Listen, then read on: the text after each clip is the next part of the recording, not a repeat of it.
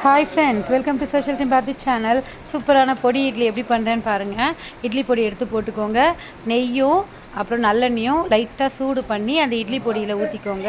அதுக்கப்புறம் இட்லியை எடுத்து இந்த மாதிரி டிப் பண்ணுங்க ஃப்ரெண்ட்ஸ். பார்த்தீங்களா, சூப்பராக இருக்கும் ஃப்ரெண்ட்ஸ். டேஸ்ட் அல்லும். இட்லி மட்டும் சூடான இட்லி போடாதீங்க, ஏன்னா அது பிசு பிசுன்னு இருக்கும். எடுத்த உடனே கொஞ்சம் ஆறுன இட்லியாக வைங்க. ஸோ இந்த மாதிரி எடுத்து போடுங்க. எவ்வளோ சிம்பிளாக இருக்குது பாருங்கள். ஆனால் இட்லி பொடி இட்லி மட்டும் சாப்பிட்றதுக்கு ஒரு 10 நிமிஷம் முன்னாடியே ப்ரிப்பேர் பண்ணுங்கள். அப்போ தான் இட்லிக்குள்ளே நல்லா ஊறி இருக்கும். இதை நீங்கள் கட் பண்ணி கொடுத்தாலும் சரி, அப்படியே கொடுத்தாலும் சரி, ஃப்ரண்ட் அண்ட் பேக் நல்லா இந்த மாதிரி டிப் பண்ணிவிட்டு அப்படியே ரோல் பண்ணுங்கள். இட்லியை ரோல் பண்ணிங்கன்னா ஃபுல்லும் அப்படியே அந்த இட்லி பொடி ஸ்ப்ரெட் ஆகிடும்.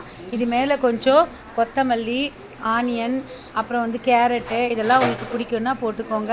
இதுக்கு ஒயிட் சட்னி, வேர்க்கடலை சட்னி இல்லைனா உடச்சக்கடலை சட்னி ரெண்டுமே சூப்பராக இருக்கும். ஆனால் எங்கள் வீட்டில் சாம்பார் தான் கேட்குறாங்க. இதுக்கு சாம்பார் அந்த இட்லி பொடியோடு சேர்த்து சாப்பிடும்போது டேஸ்ட் வேறு லெவலில் இருக்குது ஃப்ரெண்ட்ஸ். நீங்களும் ட்ரை பண்ணுங்கள். பாய்.